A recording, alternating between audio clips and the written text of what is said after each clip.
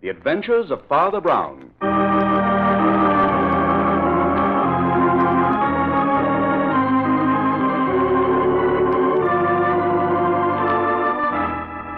And here he is, Father Brown, the best-loved detective of them all. Humanity produces optimists only because it has never produced a really happy man.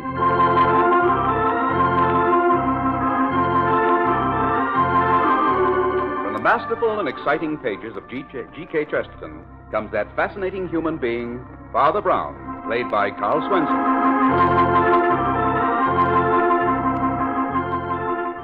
Underneath the modest exterior of Father Brown is the rich character of a generous, deeply human man with a sensitive and quick-witted mind. In addition to being a man of God, he is a man of the world, a man of science, and a brilliant amateur detective. And now, the three tools of death.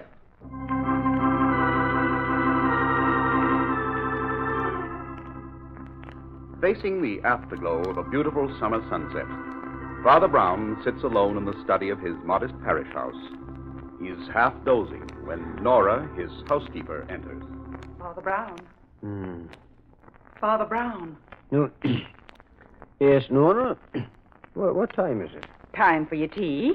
Here it is, nice and hot. Ah, thank you. Just set it there, please. Were you asleep? Oh, I was in between, Nora, just in between. A beautiful state of being, I assure you. Half out of this world and half in. It's a good thing young Father Peter took over your duties for today. I told him... There's somebody at the door. Don't worry, I'll take care of that. No. Oh, good evening, Nora. Is Father Brown in? I'm sorry, Flambeau, but he's rested. No, Nora. You know Flambeau's always welcome. Tell him to come in. Oh, all right. Come in, Flambeau. Have a cup of tea. No, thanks, Father. I'm all upset.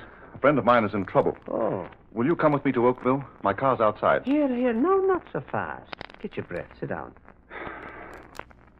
Father, you've heard of Aaron Armstrong, the philanthropist and lecturer? Oh, Armstrong.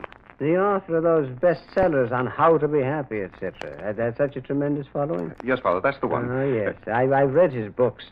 And I attended one of his lectures once in which he offered his followers an easy road to happiness. Or heaven, as he called it. That's the guy, Father. Yes. As I remember, he apparently based his teachings on one of the Proverbs of Solomon. A merry heart doeth good like medicine, but a broken spirit drieth the bones. Uh-huh. Yes. He believed in giving up all the physical appetites, smoking, overeating, and drinking. Yes, and above all, he believed in being cheerful. He dealt with the drink problem with an enormous gaiety. Well, he's dead. What? His body was discovered early this morning. Well, you don't say. Where? Right near his house, in a ditch on the parkway. What happened? Nobody knows. But according to the police, it looks like murder. Did you say his house is close to the parkway? Yes, on an embankment just above it. Well, what makes the police think it wasn't an accident, Flambeau? Well, he was wearing only his dressing gown. And another strange thing, Father. A small piece of rope was tied around one of his ankles. Was any weapon found? No, but it was apparent he'd been struck on the head by a huge instrument of some sort. Cuts and bruises on his body showed signs of a struggle. Well, who put you on the case? Oh, no one. The dead man's secretary, Robert Royce, is an old friend of mine. I called him as soon as I heard the news and offered him my services as private investigator. But he refused to see me. Well, that's strange. No, yet no. Not so strange if he were implicated. Who else is there beside Royce in the household? Just Armstrong's daughter. A very attractive girl, I hear, but completely dominated by her father's cheerfulness. Uh-huh. And there's also a gardener, I believe. And your friend Royce, what sort of man is he? Oh, he's a huge, genial sort of fellow. A Scotsman. Did he and Armstrong get along well together? Well, Royce was devoted to him. Ah, yes. Armstrong had many devoted followers. You know, he's always interested me, Flambeau. It puzzled me, in fact. Puzzled you? Yes. When first I heard him lecture, I remember thinking that he had a troublesome road ahead. I believe that somewhere in his life, you'll find the secret of his death. But, Father, according to the papers, he lived as he preached. Oh, yes, I know, Flambeau. The old fellow's optimism was phenomenal. But somehow I don't believe he found that easy road to heaven, as he called it. No? No. Neither have I. There is no shortcut to heaven, my friend. But who would want to kill such a man? Well, if ever I murdered somebody, I dare say it might well be an optimist of the proportions of old Armstrong. His optimism was so out of proportion. I've heard cheerfulness referred to as a virtue. Yeah, well, people like frequent laughter, but a permanent smile, Flambeau. Well, now that's something else again. As Shakespeare says, the devil hath power to assume a pleasing shape. Oh, Father, it's 6 o'clock. We're just in time for the news. Let's turn on the radio. That's a good idea. Perhaps there's something further on the case. Listen. Clear tonight and tomorrow somewhat cooler. Now we bring you a special bulletin just handed me on the Armstrong Yeah, case. turn it up, Flambeau. John Magnus, the gardener, the millionaire philanthropist, has been reported missing. Oh. Also, negotiable bonds of the dead man valued at $100,000. The police received this report only a short while ago and are now conducting a statewide search for the gardener. It is believed... Well, that seems to be the first real clue. Do you mind if I use the phone, Father? I'd like to talk to Royce again. Yeah. The call will cost you a nickel. Tax 2 cents. That's 7 cents. Just drop a dime in the poor box on your way out. All right, Father. Hello, Royce? This is Flambeau. Now, wait a minute. We just heard the news about the gardener's disappearance. Oh, hold on. You remember the friend I was telling you about? Yes, Father Brown.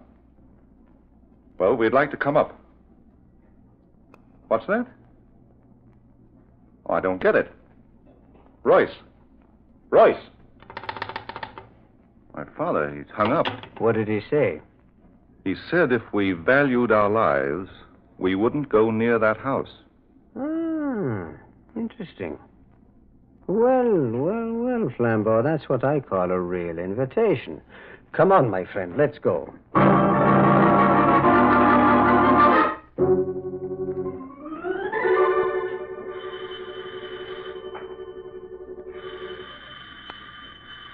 Well, I'm sure there's someone here, Father. Ring again, Flambeau. Here's someone now. Yes? What do you want? Oh, good evening, Royce. So it's you, Flambeau. I thought I warned you plain enough over the phone. You did. But look here, Royce. I don't understand It was plain English I spoke. I know, but you sounded like you were in trouble. Well, I'm not. Oh, come, man. Don't act as though we weren't friends. Oh, this is Father Brown. I gathered as much. Mr. Royce, I'm afraid I'm to blame for this visit. Well, it was good of you to come, Father, but I wish you'd both heeded my warning. Man, what kind of a friend would I have been if I had? I tell you, the police have already investigated. I know. I've talked with them. Perhaps we can help you, Mr. Royce. Help? In what way? Well, maybe we could tell better if you'd ask us in. Very well. You may come in. What you should have let sleeping dogs lie, Flambeau.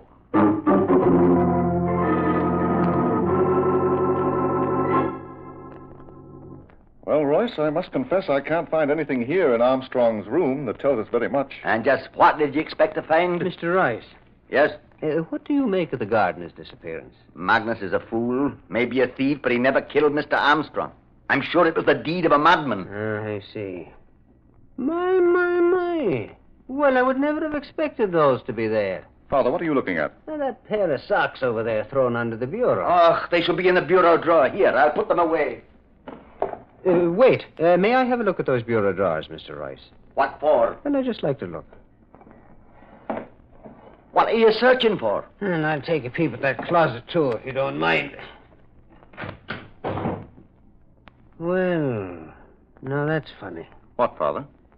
Everything looked so neat when we came in. Mr. Armstrong was always very particular. Everything is in order on the surface. But underneath, things look different. What things? Well, in the closet, his socks are stuffed in the hangers with his suits. And in the bureau drawers, under those beautifully laid-out shirts... Yes? A whole lot of ginger spilled from a box. Why do you have to go on with this? The police went over the room very thoroughly. The room, perhaps. But they seem to have missed this piece of rope. Look here. I found it caught in the vine just below the ledge of the window. Well, it couldn't have been there this morning, or the police would have found it. Well, I just saw the wind blow an end of it out from under the vine. Royce, maybe you can tell me how this piece of rope got there. What has that got to do with the case? You know perfectly well a piece of rope was tied around the leg of the dead man. That rope in your hand was left from fixing the windows. Well, now, I'm just wondering. Wondering what, Father? Well, let me take a look out of that window. Why? For a very good reason. The police haven't yet established why the dead man was found on the parkway. No, that isn't it. The window isn't high enough from the ground for him to have fallen, or been pushed, or to have jumped. Right. And not high enough for his body to have rolled down the embankment to the parkway. Mr. Rice, isn't there another floor to this house? There's only an attic. Robert? That's Miss Armstrong. She's been much upset since her father's death. Oh, yes, of course. You'll have to excuse me for a moment. Certainly.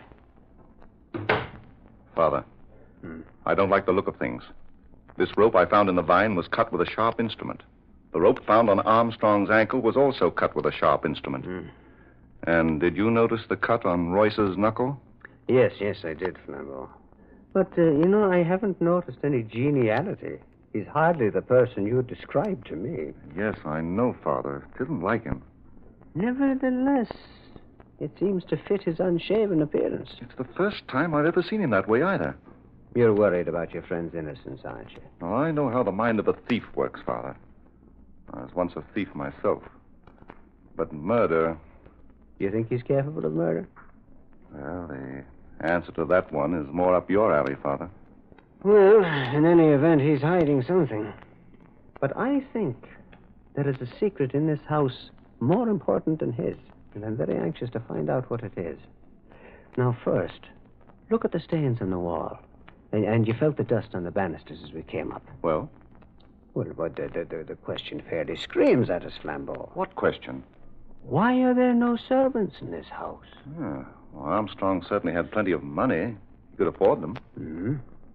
There could only be one reason. If the old man himself had something to hide. Father, you mean you think Armstrong... Well, Miss Armstrong's in the drawing room downstairs. She'd like to talk to you, Father Brown. If you will please follow me.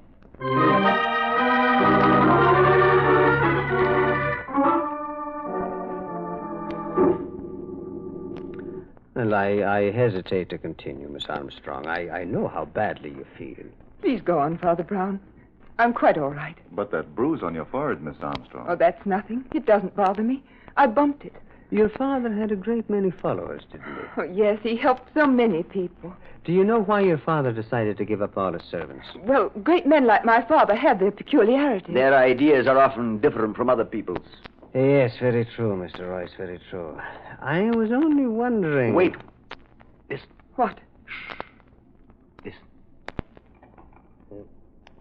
Someone's unlocking the front door. Who could it be? No one has a key besides us. Who's that?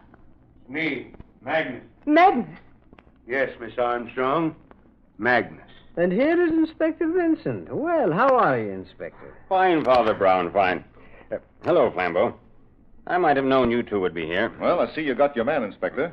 Is this the gardener who walked out of here with $100,000 worth of bonds? Walked out of here and right into my office to place them in my charge. Hello, Royce. Are you feeling better, Miss Armstrong? Yes, thank you, Inspector. Now, Magnus, perhaps you'd care to tell Miss Armstrong why you took those bonds without consulting her. No one in this household is to be trusted. Not even Miss Armstrong. Now, see here, Magnus. Just a minute, Royce. What I want to know, why did you wait so long before reporting this gardener's absence? We didn't think much of it, Inspector, until I noticed the bonds were gone, too. I was waiting for you to report it.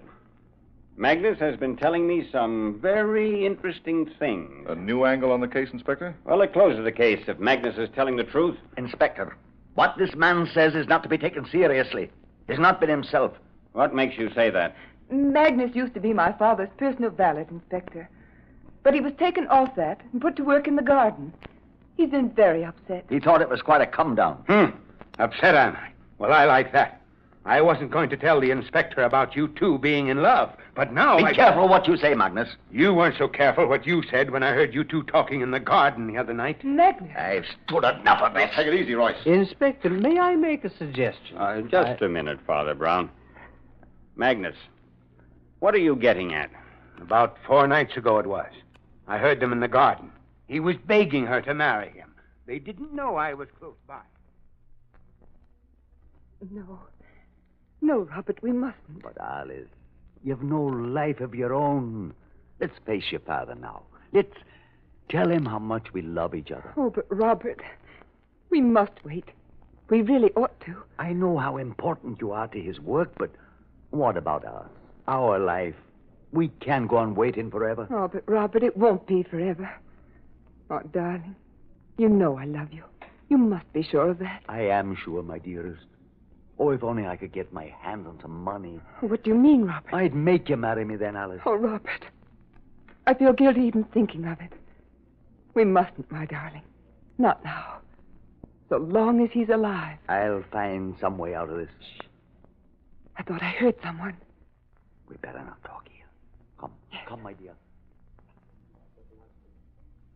Well, that's all I could hear. But I suspected them what they were up to, and now I know. You know what? That they would be off with the money. Mr. Armstrong's money. The money he had wanted to be used for his work. Inspector, this talk is ridiculous. You don't think... Mr. Royce, do you use an old-fashioned razor? Aye. You didn't use it today. Why? Why, I mislaid. When? I don't know. Since I last shaved, I guess. That was yesterday. You can tell by his beard. Magnus brought your razor to the precinct with him with the bonds. I'm holding it as evidence. Why? Because it had a smear of blood on it. Oh, I must have cut myself shaving and forgot to wipe it. Oh, Inspector, is this all the evidence you have of Royce's guilt? Who said anything about Royce's guilt? Now, Magnus, tell them what you told me just now in the office. I was sleeping in my room over the garage, and about 4 this morning I heard shots, followed by loud outcries, which seemed to come from the attic. An instant later, I saw Mr. Armstrong's body pitch from the window and roll down the embankment. When I made sure he was dead, I rushed up to the attic and found his daughter unconscious on the floor with a razor in her hand. You mean Miss Armstrong killed her father? It's a lie! Surely, Father Brown, you for one will take Miss Armstrong's word against his gardener's? But is Miss Armstrong's word against him? So far, she has said nothing. Miss Armstrong, can't you speak? Magnus told the truth. There, you see? I'll get you for this. I'll get you. Here now. Oh, you'll not say things like that. I will, and I do. Let go, let go. None of that, Royce, or I'll arrest you for assault. No. You'll arrest me for murder. Robert! But, man, you've been Armstrong's best friend. What possessed you? I was drunk. Sure. Didn't I find those empty bottles hidden in the garden, piling up week after week? Sure. I knew what was going on here. Now, Magnus, you've told your story. Let Royce tell his. Maybe he was too drunk to remember. Miss Armstrong did not pick up the razor to attack, but to defend her father from me. In the scuffle, she hit her head against the eaves of the attic. I hurried down to get something to revive her, and it must have been then that Magnus came in and found her. Oh, Robert! All right, Royce. Come along. Wait, Inspector, before you arrest Royce. What is it now, Father Brown? Well, so far we've had opinions and confessions. But we haven't had facts. And we need facts. And where do you think we'll find them? In the attic. In the attic? Yes, Inspector. Perhaps by climbing a few steps nearer heaven, we can come closer to this evil.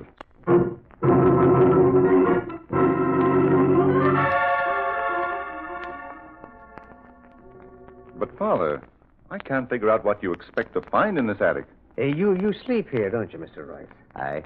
And Mr. Armstrong slept in the room immediately below this. Aye, but why all these questions? Well, now, in the first place, Mr. Royce, why did you bring your victim up here at the crack of dawn in order to kill him? Why didn't you go to his room?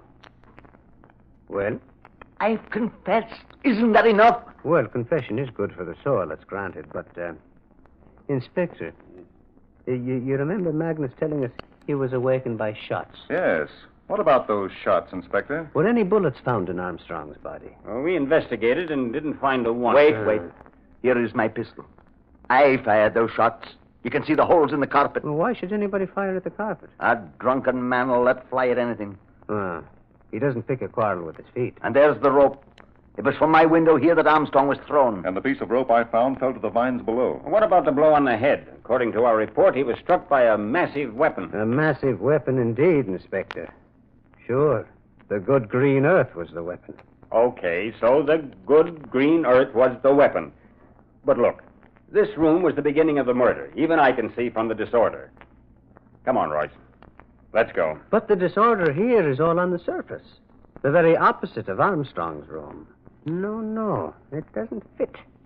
Too many inconsistencies. Father Brown, Royce has given himself up. No.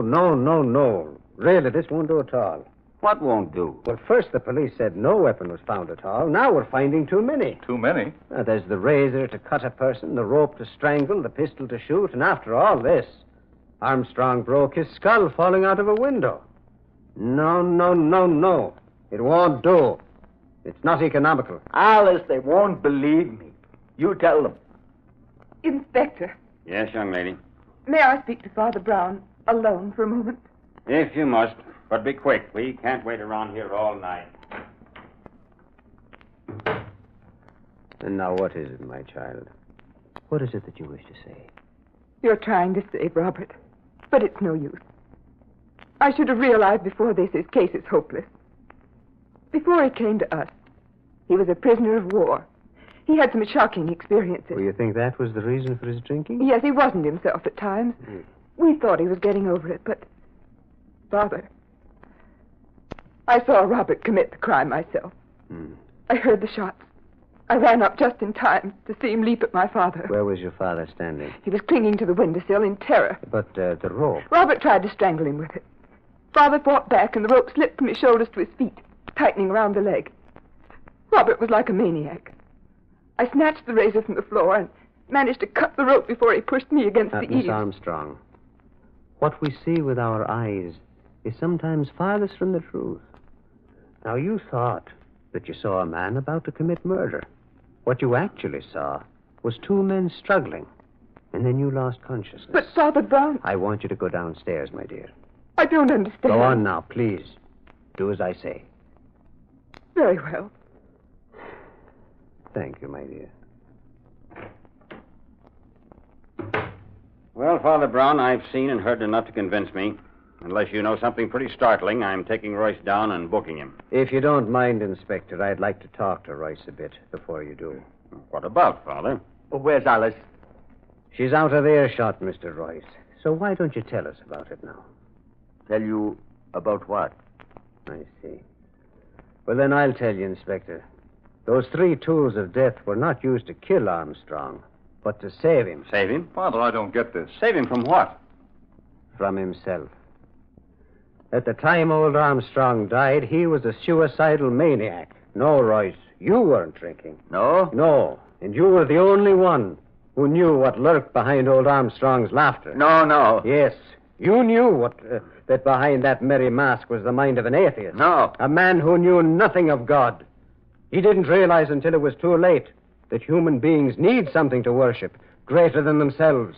I warned Flambeau not to bring you here, Father. I was afraid it might come to this. Well, man, what harm is there in the truth now? Alice must never know. Why? Why shouldn't she be told that you weren't the enemy her father feared? Shall I name the enemy, Royce? All right, Father Brown. You win. This morning, Armstrong was determined to do away with himself. He knew I kept my service pistol in my dresser. And when he heard me go down to the kitchen early at dawn, he left his room and came up here. And you came in and accidentally surprised him.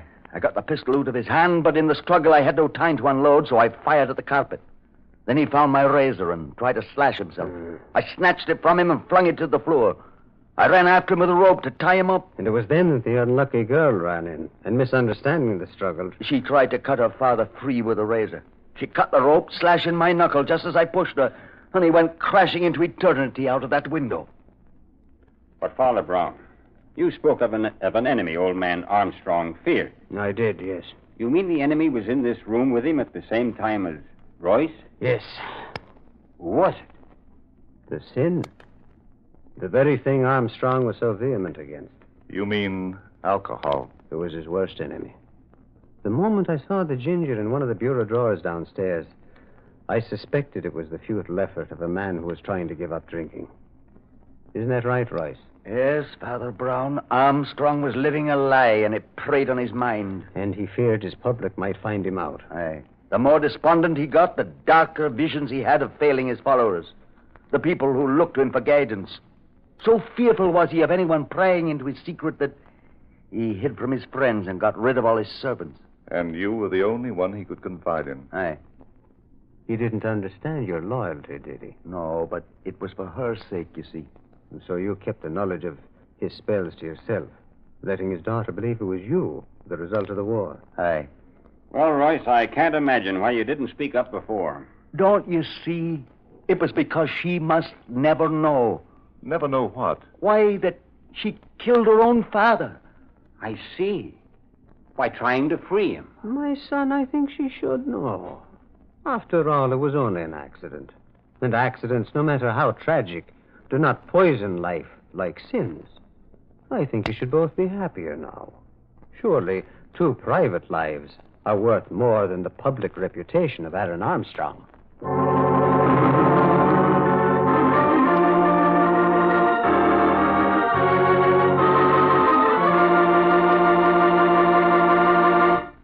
Well, Father, at last you're back. Yes, we were worried. Hello, Nora. Hello, Peter. Have you had dinner? No, I don't think I have. Oh, that's a shame. I'd better go fix you something right away. Ah, my. It's nice to sit down again. Oh, Peter, you missed your story tonight. I'm sorry. Father, I heard tonight's story. Many versions of it. You did? How? From the news commentators over the radio. Oh. They've been reading bulletins on it every half hour or so. I see.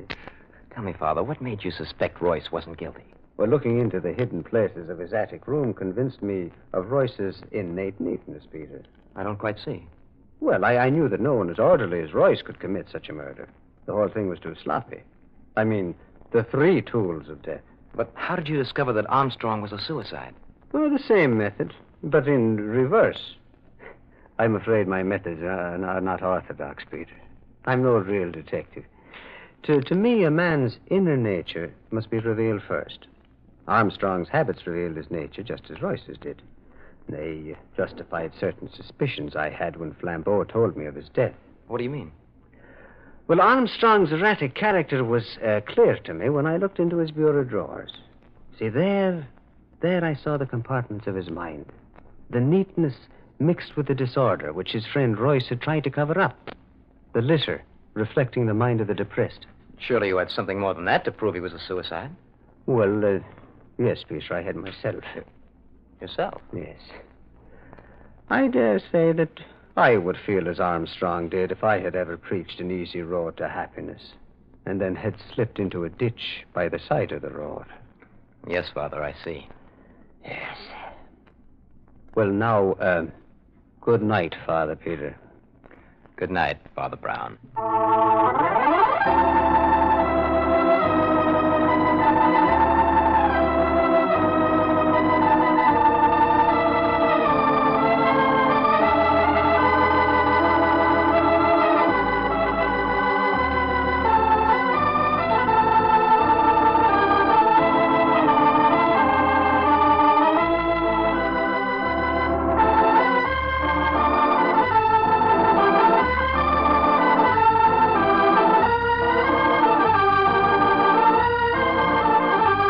You've been listening to The Adventures of Father Brown, with Carl Swenson as Father Brown.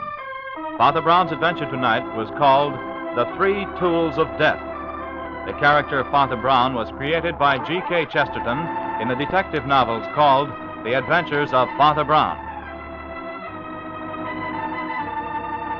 This is the Armed Forces Radio Service.